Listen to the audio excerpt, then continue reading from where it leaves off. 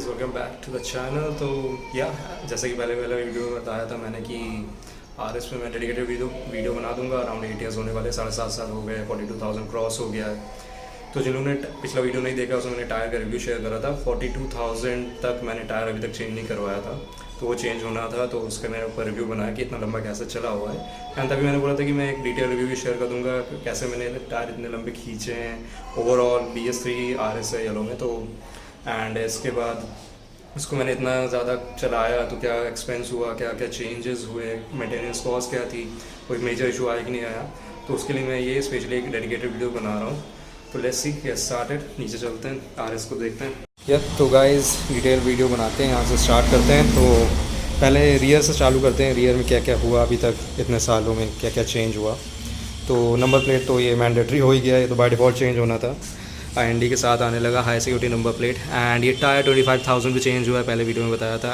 And इसमें अभी तक इतनी बार गाड़ी ठोकी गई है, पीछे से कार एंड ऑल बाइक टकरा जाती थी, ज़रूरत नहीं पड़ी क्योंकि इसके पीछे जो लोहा पड़ा हुआ है वो अच्छा खासा इसको सपोर्ट कर देता है।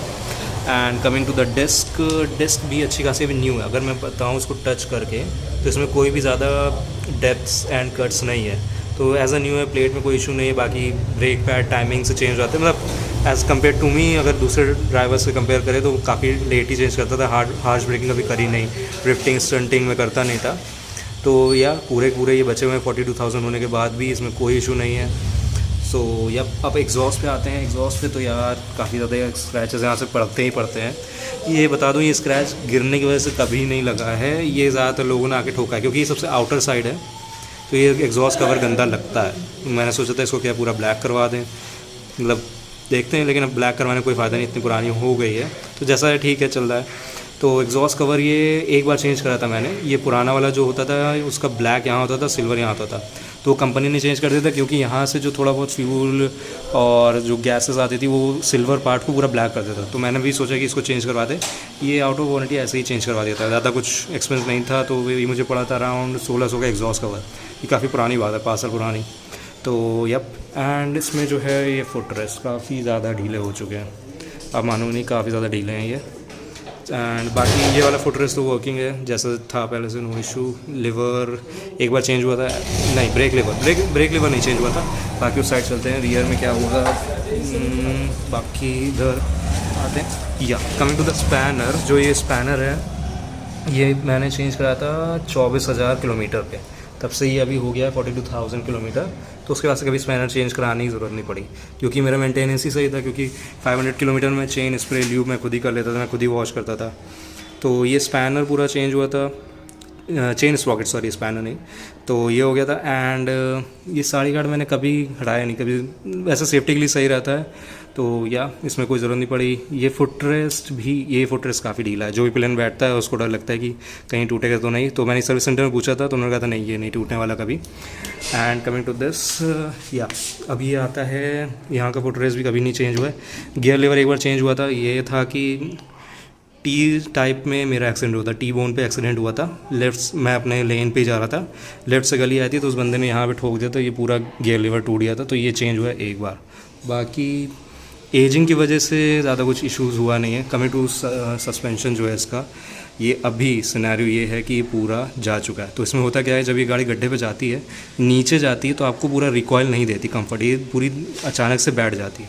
तो ये पूरा रिकॉयल नहीं देती है आपको और ये वापस नहीं आती। स्प्रिंग जो आता है वो अपने हिसाब से, मतलब जो कंफर्ट होता है ना कंप्रेशन का, वो चीज़ इसमें ख़त्म हो चुका है। मैंने पूछा था कि रिपेयर होता है कि नहीं लोकल शॉप्स में, तो उन्होंने बोला कि ये जो गैस वाले होते हैं, नाइट्रॉक्स लिखा हुआ, ये रिपेयर नहीं होता है क्योंकि इन पाइप्स के थ्रू जो पूरा है वो गैस फॉर्मेशन पे बेस्ड होता है। तो यहाँ ये चेंज होना है। ये इसका कॉस्ट अप्रॉक्स पूरा लेबर चार्ज मिला के 3200 का आ रहा है, तो वो भी चेंज कराना है अभी। एंड इसकी वजह से मैं बताना चाहूँगा कि आप लोगों को ये यहाँ पे काफ़ी ज़्यादा ये पैनल गैप आ रहा है क्योंकि जब झटके पड़ते हैं या कभी कभार ब्रेकर भी आते हैं तो ये डैमेज कर रहा है। तो आगे बढ़ते हैं इंजन पे। मेन बात तो इसी की है। तो इंजन पे कभी कुछ चेंज नहीं हुआ है एज अ एजिंग इशू, जैसे होता नहीं बजाज में रिलायबिलिटी लोग कहते नहीं है, तो एजिंग इशू तो अभी तक कुछ भी नहीं आई है। इसमें मेरी एक गलती थी कि इसको मैं लखनऊ से फरीदाबाद गया था पिलियन के साथ, तब मैंने इसको 147 टॉप एंड खींच के रखा था, और overall rider and pillion weight मिला के 160 किलोग्राम्स था। तो आप समझ सकते हो इसको मैंने टॉप एंड पे खींच के रखा था पूरा आगरा एक्सप्रेस वे। 147 कंटिन्यूस था जब तक वो ख़त्म नहीं हुआ। रिटर्न आते टाइम क्या हुआ था कि ये पूरी ऑयल सील वगैरह पूरी लीक कर चुकी थी यहाँ से, तो उसमें डैमेज हुआ था। उन्होंने ऑयल सील रिपेयर कहते हैं, किसी को पता नहीं था। पर उसके बाद कुछ इशू ऐसे आने लगे थे कि जो इसका कॉयल प्लेट है, जो डायनो कहते हैं, coil plate plus battery charger जो सीट के नीचे होता है, ये मैं आपको दिखा देता हूँ।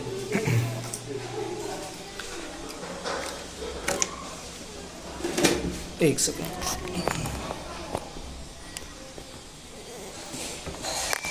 ये इसका ये जो बैटरी चार्जर है ये, और जो इसके अंदर की कॉयल प्लेट होती है वो कॉम्बिनेशन वर्क करता है। तो इसकी कॉयल प्लेट जो है पूरी बंद हो चुकी थी, इंजन ऑयल पूरा लीक हो चुका था। तो वो समझ सकता हो जब इंजन ऑयल ही नहीं है तो वो कॉयल प्लेट वर्क कर रहा है तो वो कैसे उसको झेलेगा अपने हीट्स को। तो वहाँ से बर्बाद होना चालू हुआ था, तो वो डिग्रेड होता गया, एक एक करके कॉयल्स जलती गई। अराउंड इसमें 25-30 कॉयल होती है जो कॉयल प्लेट के अंदर, वो डिग्रेड हुआ। तो उसके बाद ये जो है बैटरी चार्ज नहीं कर पा रहा था, तो मुझे पता नहीं था उस समय।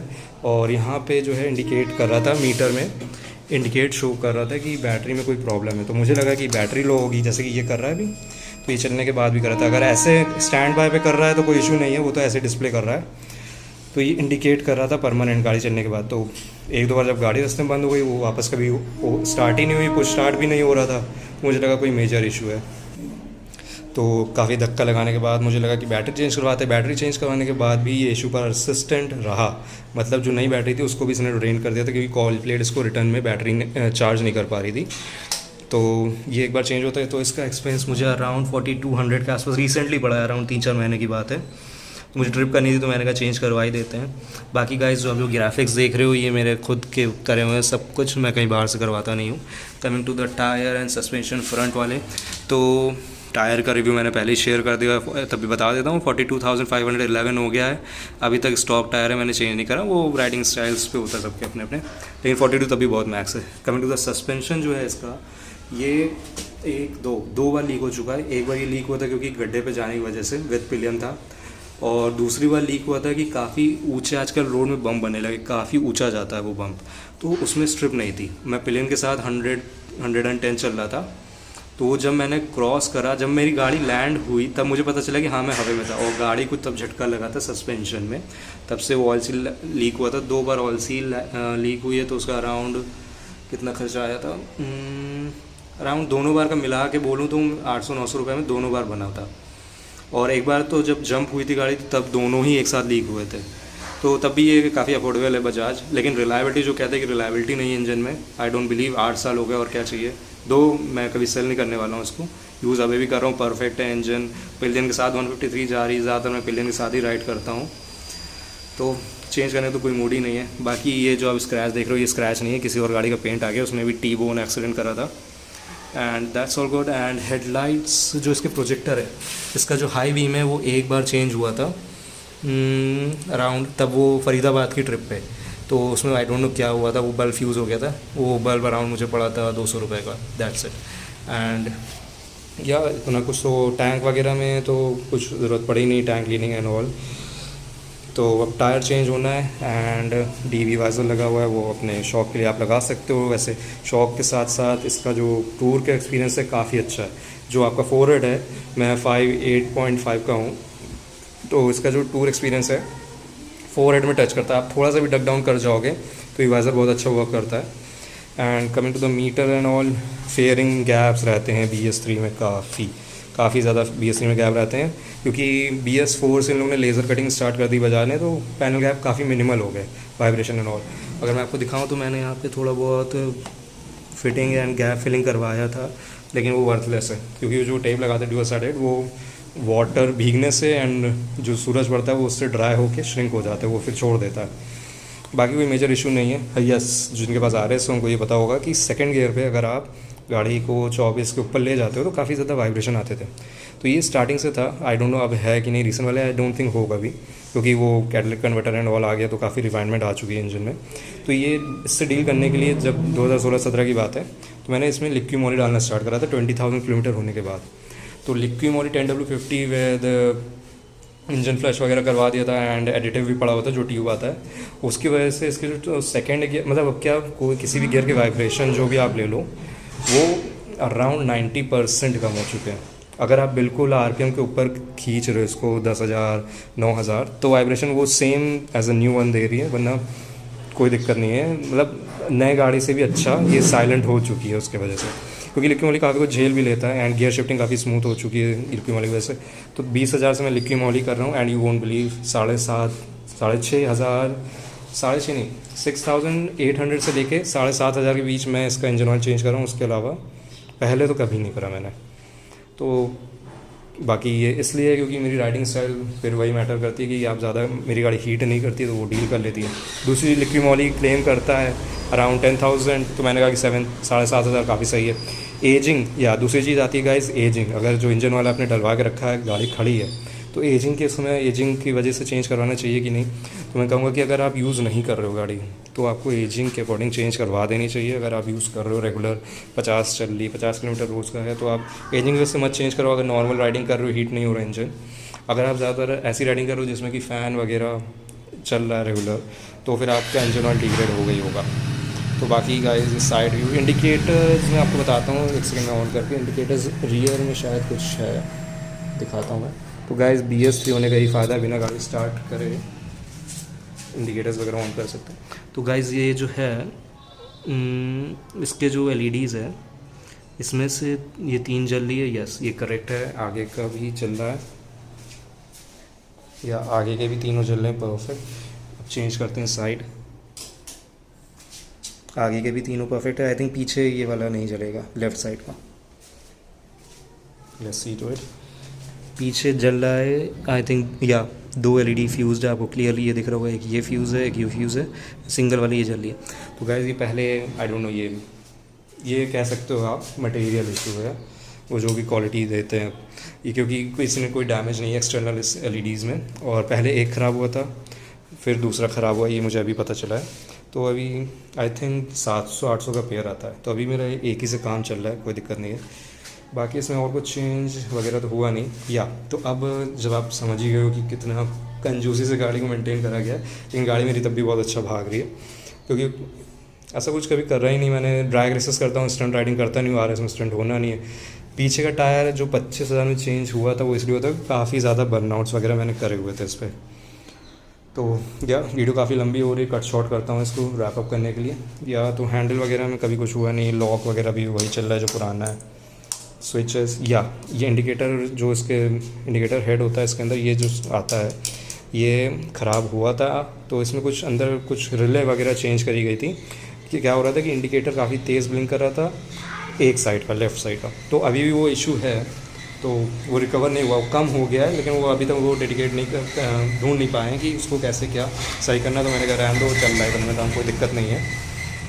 तो या बाकी एवरेज वगैरह मैं बता देता हूँ। एवरेज इसका मेरा सिटी में मतलब ख़राब हालत में भी ये एवरेज मुझे 33 दे देती है, भगाने पे ये 30 का एवरेज दे रही है। नॉर्मली मैं जैसे राइडिंग करता हूँ तो उसमें मैं 35-36 निकाल रहा हूँ। एंड यू वोंट बिलीव मैं अभी रिसेंट लास्ट ईयर अप्रैल 2022 में सोनभद्र गया था लखनऊ से, तो पूर्वांचल मैंने गलती से ले लिया था, पूर्वांचल एक्सप्रेस वे बन रहा था, तो उस समय कोई एंडिंग नहीं थी। तो उसकी वजह से जो रास्ता मेरा सोनभद्र का 320 किलोमीटर का था वो टोटल लोकेशन डेस्टिनेशन तक जो है 509 किलोमीटर हुआ था। तो उस समय सुबह निकला 4:30 बजे। तो उसमें क्या था कि पूर्वांचल पे मैं क्या कर रहा था कि 75-78 मेंटेन रखा हुआ था मैंने।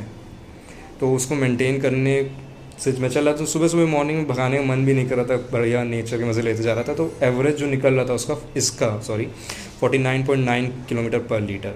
एंड आई थिंक अगर नीचे कोई मतलब नहीं था वैसे, अगर नीचे आप आओगे तो एवरेज और 49 क्या 50 टच हो जाता है।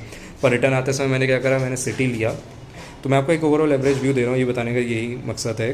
तो जब मैंने रिटर्न करा था तो पूर्वांचल जाना नहीं था क्योंकि उसमें कुछ भी नहीं है, ना पेट्रोल पंप है ना खाने पीने का। तो जब मैं रिटर्न करा था इन सिटी थ्रू आया वाराणसी एंड ऑल होते हुए, तो उस समय मैंने गाड़ी टोटल 90 पे ही रखी थी एंड गाड़ी का एवरेज आ गया था स्ट्रेट अवे 40 पे आ गया था। 90-100 वो इलाहाबाद रोड एंड वाराणसी रायबरेली होते हुए। तो आप समझ सकते हो कि अगर आप 75 चला रहे हो तो आप 49 निकाल लोगे, 70 चला रहे हो तो 50 टच कर दोगे।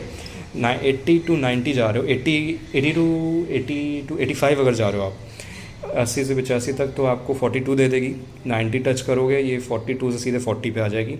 100 पे क्रूज़ करोगे ये 38 दे रही है। इतना मुझे मतलब इतना मैंने इसको चला चुका हूँ, तो इतना मुझे पता है, ये 7 ईयर्स। बाकी इंजन में कभी कुछ चेंज हुआ नहीं, इंजन ऑयल वगैरह दैट्स इट, और कुछ है नहीं। या फ्रंट से याद है, इधर डिस्क पैड इसका पूरा ख़त्म हो चुका है। ये पूरे इसके डेप्थ एंड कट इतने आ चुके हैं कि अगर मैं नया डिस्क पैड लगाता हूँ तो ये डिस्क पैड 5,000 में पूरा घिस देता है नॉर्मल ब्रेकिंग में। हार्श ब्रेकिंग अगर स्टंट राइडर्स की तरह करूँ तो वो तो 1,000 रुपये ही ख़त्म कर देगा। ये बहुत बुरी तरीके से घिस चुका है, इसको भी चेंज करवाना है। और या काफ़ी पुरानी RS में या जो भी न्यू RS में लोगों के ABS इश्यूज़ आते थे, आज तक मुझे कभी इश्यूज़ आए नहीं ABS से रिलेटेड। तो गाइज़ ये इतना ही था, टॉप टू बॉटम सब कुछ शेयर कर दिया। कभी इसमें मॉड वगैरह हुआ नहीं है। कभी काफ़ी लोगों ने वाइट लाइट बोला, तो वाइट लाइट का ये होता है गाइस कि गर्मी में तो सही चलता है, कहीं आप हिल स्टेशन वगैरह जाओ जहाँ फॉग्स वगैरह होते हैं या कभी भी डेंस एयर हो जाती है, तो उसकी जो लेंथ है, फ्रीक्वेंसीज़ जो वेवलेंथ ट्रैवल करती है वो बहुत ड्रास्टिकली गिर जाती है। जो येलो वाली होती है वो फॉग वगैरह को पार कर जाती है, तो वो सेफ़ भी रहता है। जाड़ों के लिए तो वाइट लाइट बिल्कुल भी सेफ़ नहीं है। तो अब या तो कोई बंदा चेंज करता रहे, कोई करता नहीं वैसे, तो मेरे लिए स्टॉक ही सही था। मैं रात में वैसे भी ट्रैवल करता नहीं उतना, मॉर्निंग का ही करता हूँ।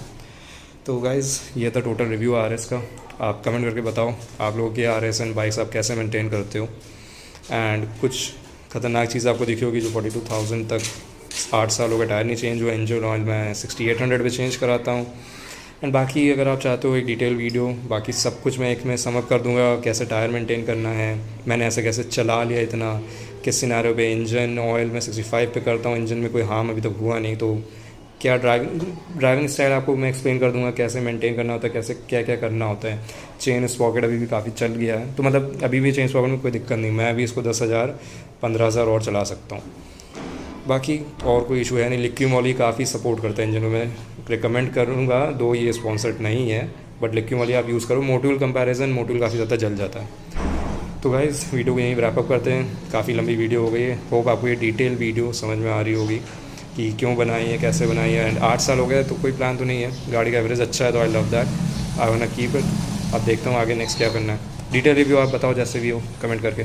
या एंड कुछ लोग डोमिनार का व्यू मांग रहे थे लिक्यू मॉली डलवाने के बाद, तो उस वीडियो को मैं जल्दी कोशिश करता हूँ लाने के लिए। सो गाइज़ बाय बाय, आप सब्सक्राइब करो, शेयर करो विद फ्रेंड्स, दिखाओ उन लोगों को कैसे इतनी मेंटेन करी। लास्टली टोटल मेंटेनेंस कॉस्ट 8 साल में इसकी आई है 40,000 A to Z, excluding petrol. आज तक इसके ऊपर कुछ भी नहीं लगा हुआ पैसा। Okay, so guys bye bye, catch you in the next one, bye bye.